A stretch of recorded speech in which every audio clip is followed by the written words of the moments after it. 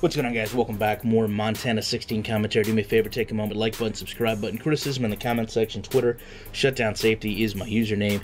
So first and foremost, internet's back. So I've got Madden breakdowns, all-pro football breakdowns, NFL commentary, everything on deck. But most importantly, I wanted to talk about the nationally televised promotion of Montana 16 that occurred during the ARCA Racing Series International Motorsports Hall of Fame 200 last week.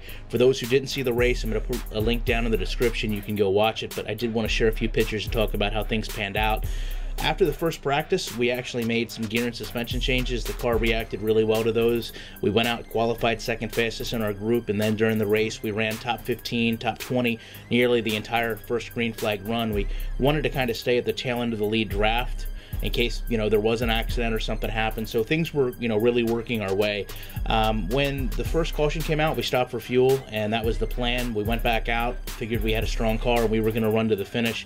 And actually, we turned the fastest laps of the weekend right after we went back green. So we really did have a legitimate chance to at least compete for a win.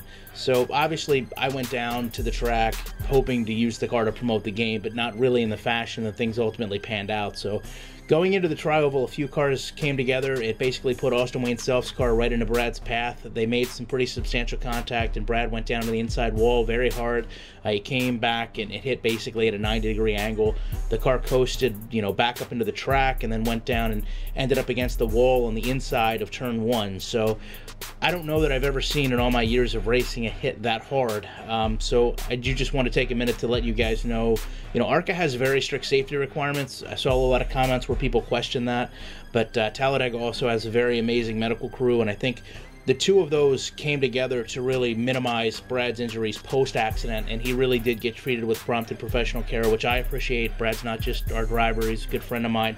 But because of the severity of the accident, the speed, the impact, it got a lot of national attention. So Fox, USA Today, ABC all did stories on this wreck. A number of NASCAR drivers, Kyle Larson, Parker Kligerman, also tweeted about it. The end result was, Brad got airlifted over to a local hospital. He had a series of surgeries. His families came down to be with him, and he actually had, I believe, another surgery this morning, and they're hoping that they can get him released, within the next few days. But before the race, Brad was really proud to have the game on the car. Joe was actually his favorite player, which I wasn't aware of prior to this, but it was really cool to kind of sit there and see, that side of my life and the YouTube side of my life connect, which they very rarely do, and, hear Brad talk about the memories he had of Joe and the comebacks and the accomplishments. So at some point in the future, I want to put the game on the car again. However, obviously, I want to do that when we're going to be competitive, and this was kind of a big setback for our team.